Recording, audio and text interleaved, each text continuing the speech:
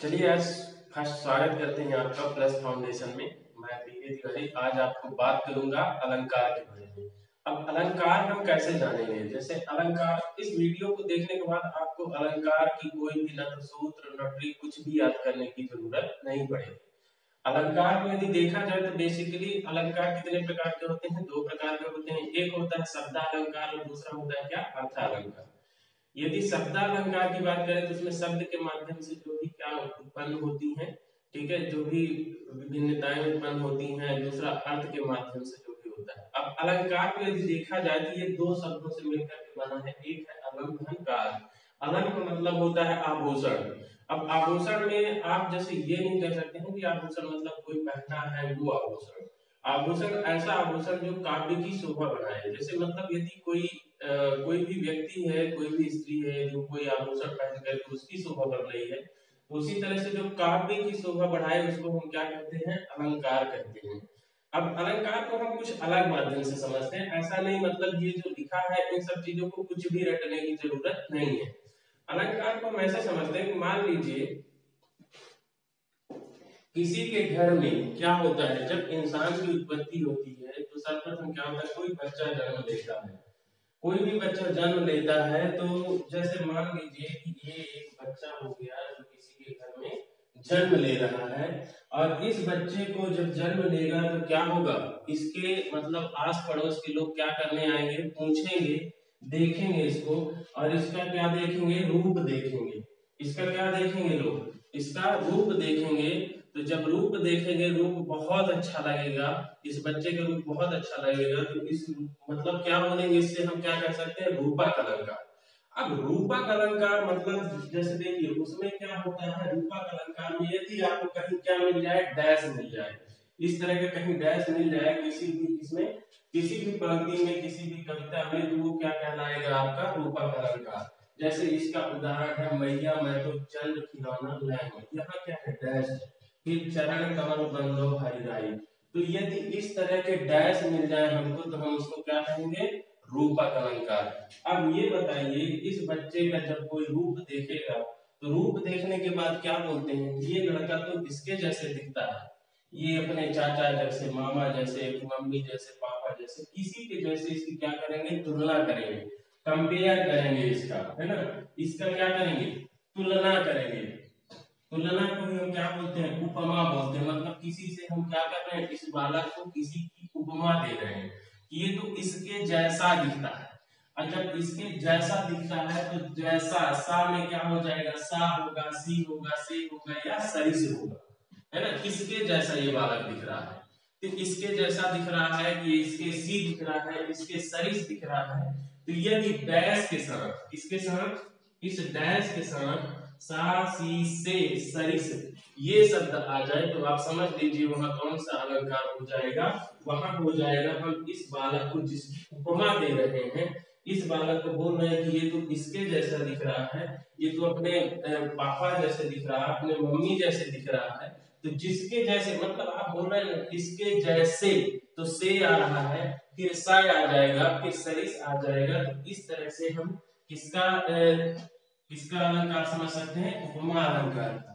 लेकिन ध्यान दीजिए इसमें भी डैश रहेगा। जैसे मुख चंद्रमा सा, अब यहाँ डैश है फिर सा आ गया, सुंदर है। कर कमल सा कोमल है। तो यहाँ देख रहे हैं यहाँ दोनों जगह क्या है? डैश है, और इसके साथ में क्या है? सा लगा है। तो ये कौन सा अलंकार हो जाएगा? उपमा अलंकार। अब ये बालक धीरे धीरे बड़ा हो रहा है। बड़ा होने के बाद क्या होगा? हो सकता है कि इसकी कुछ क्रियाएं जो हो जाए वो समाज के लिए कैसे हो जाए? अनैच्छिक भी हो सकते हैं। तो जब अनैच्छिक होंगे तो इसकी क्या होगी? समाज में इसकी उत्प्रेक्षा होने लगेगी। मतलब इसका जो है तो लोग बाग उत्प्रेक्षा करने भी लगेंगे। तो इसके घर के लोग क्या करेंगे? इसको समझाएंगे, है ना? बोलेंगे बेटा हमारे बातों को मानो, जानो, जो हमारे बातों को मानोगे, जानोगे, ज्यो त्यों ऐसा काम करोगे तो आप हमेशा क्या है? आगे बढ़ते जाओगे। तो इसमें हम एक ट्रिक ये ले सकते हैं कि मानो, जानो, मानो, जानो, ज्यो त्यों। यदि ये शब्द किसी भी पंक्ति में आए, किसी भी कविता में आए, तो कौन सा अलंकार हो जाएगा? वो हो जाएगा उत्प्रेक्षा अलंकार।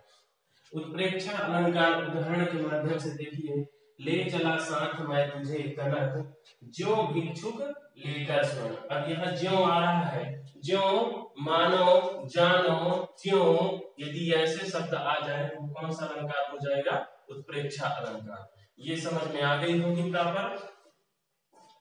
अब लड़का जो है ये बालक, इसकी उत्प्रेक्षा बंद हो जाती है, इसने कुछ गलतियां की, इसके बाद में इसके गुण जो है ना बहुत अच्छे होने लगते हैं।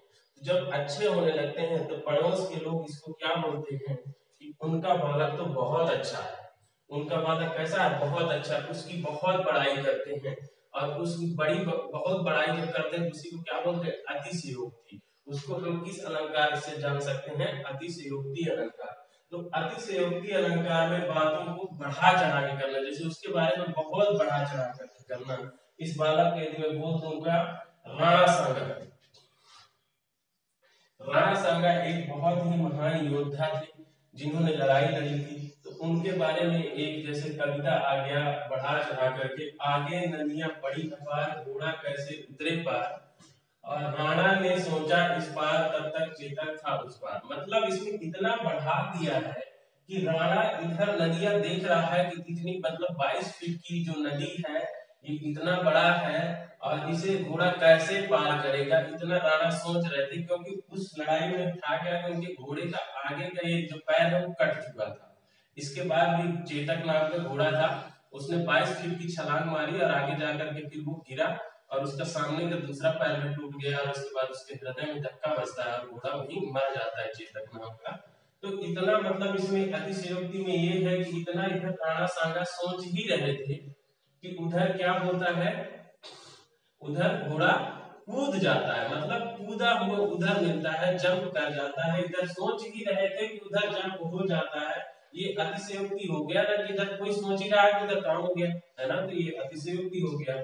फिर इसके बाद इस बालक में कुछ इतने अच्छे, अब इसकी इतनी चर्चा होने लगती है तो इसमें जो मानवीकरण, अब देखिए जब चर्चा हो रही तो कारण है किसका? मानवता बहुत अच्छा होगा। इसमें मानवीकरण की कुछ गुण दिखने लगते हैं कि ये कैसे, किस तरह से मानव है, किस तरह का मानव है। तो इसकी जो लोग बाग बढ़ाई करते हैं ना, तो मतलब किससे देने लगते हैं? इसकी एग्जाम्पल देने लगते हैं प्रकृति से। ये मतलब जैसे ना तो किसी का नुकसान पहुंचाता है, जैसे फूल वगैरह है ना, कोई भी फल वगैरह, ये किसी का क्या नुकसान थोड़ी पहुंचाता है, दूसरे को फायदा ही देते हैं। तो मानवीकरण अलंकार, क्योंकि इसकी मानवता बहुत अच्छी है, तो मानवीकरण अलंकार में क्या करते हैं? प्राकृतिक चीज में मानवीय भावनाओं का क्या करते हैं? उदाहरण देते हैं। जैसे फूल हंसे कलियां मुस्कुराई, अरे भाई साहब फूल क्या हंसते हुए मिलता है, कलियां मुस्कुराती, मतलब इसकी एग्जाम्पल इस तरह से देने लगते हैं। तो इस तरह से आप क्या है इसको समझ गए होंगे। अभी जो हम बात की अर्थालंकार का, इसके जस्ट बाद हम बात करेंगे शब्दालंकार का। तब तक आप इसका नोट्स बना लीजिए, इसका स्क्रीनशॉट ले लीजिए। आइए अब बात करते हैं शब्दालंकार। शब्दालंकार वह अलंकार होते हैं जिसमें शब्द के माध्यम से भेद देखा जाता है। अब जैसे देखिए शब्द में, अब अभी मैं उस लड़के के एग्जांपल दे रहा था, तो वो लड़का क्या हुआ? काफी योग्य हो गया, और जब योग्य हो गया तो होता क्या है? अपने से बड़ों के सामने बैठ करके और धीरे धीरे क्या है? वर्णों को सीखता है। पहले हम समझते हैं वर्ण क्या होते हैं। तो जैसे देखिए ये का, ये क्या है? वर्ण है। माँ, ये भी क्या है? वर्ण है। और ये ला, ये भी क्या है? वर्ण है। लेकिन यदि इसको इकट्ठा मैं कमल लिख दूं तो ये वर्ण न हो करके क्या हो रहा है भाइयों? ये शब्द हो रहा है। ये सब क्या है? वर्ण है। लेकिन ये यदि मैं कमल लिख रहा हूं तो ये क्या हो जा रहा है? ये हो जा रहा है मेरा शब्द हो जा रहा है। मतलब वर्णों को, तो वो बालक क्या करता है? अपने वर्णों में बहुत सुधार करता है, वर्ण इतने अच्छे लिखने लगते हैं, इतने अच्छे वर्णों का चयन करता है, और बड़ों का, अपने से बड़ों का क्या करता है? अनुकरण करता है वर्णों का, कि हमें कैसे बात करना है। और जब वो अपने से बड़ों का अनुकरण करेगा तो उसे हम क्या बोल सकते हैं? अनुप्रास। जो अनुकरण करेगा उसी को हम किस में बदल सकते हैं? अनुप्रास। तो अनुप्रास में क्या होता है? जो वर्ण को होती है वो बार बार क्या होती है? रिपीट होती है, मतलब बार बार दोहराई जाती है। जैसे इसके माध्यम से, इस पंक्ति के माध्यम से हम समझेंगे, चारु चंद्र की चंचल किरणें खेल रही हैं जलथल में, मधुर मधुर मुस्कान मनोहर मन मनुज बेस का उजियारा। ठीक है, तो ये यदि इसमें हम देखें तो चा की चा क्या है हमारा वर्ण है, ये भी चा वर्ण है, ये भी चा वर्ण है ना। यहाँ क्या हो रहा है, चा का कई बार क्या है रिपीट हो रहा है, चा को कई बार मतलब आ रहा है, कई बार इसकी पुनरावृत्ति हो रही है। तो इस तरह से हम क्या अनुमान लगा लेंगे कि ये अनुप्रास अलंकार।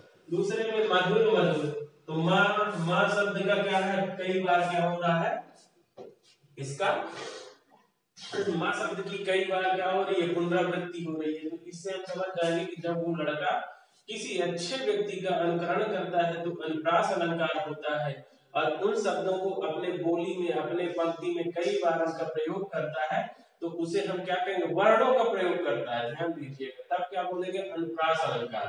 इसी तरह से यदि वो क्या करे कि वर्णों को मिला करके और शब्दों का अच्छे अच्छे शब्दों का अपने वाक्य में प्रयोग करता है तो जब शब्द मिल जाते हैं तो क्या हो जाएगा यमक अलंकार।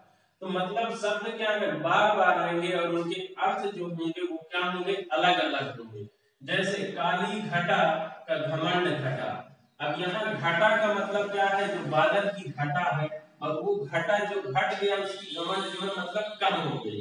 तो शब्द तो क्या है बार बार आए हैं लेकिन उतने ही बार उनके अर्थ क्या हो रहे हैं अलग हो रहे हैं। मतलब लड़का इतना योग्य हो गया है कि अपने शब्दों को बोलता बार बार है और उसके अर्थ अलग अलग निकल रहे हैं।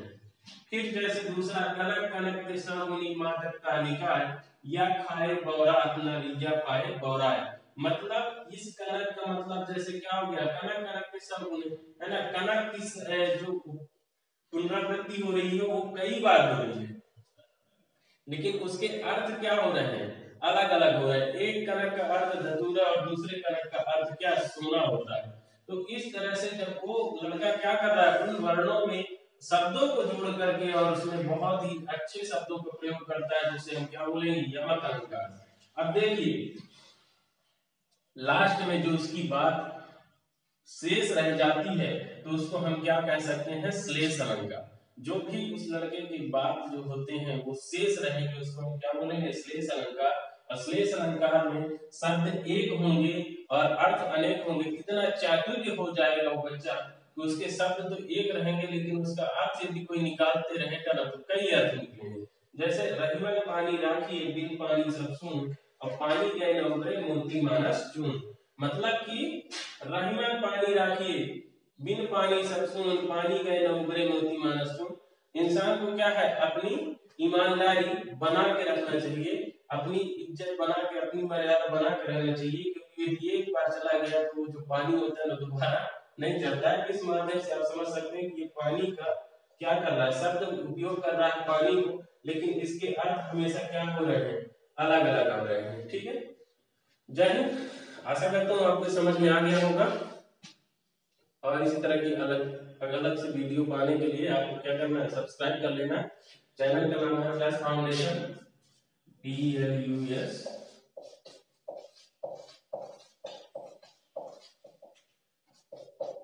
Plus foundation by PKT।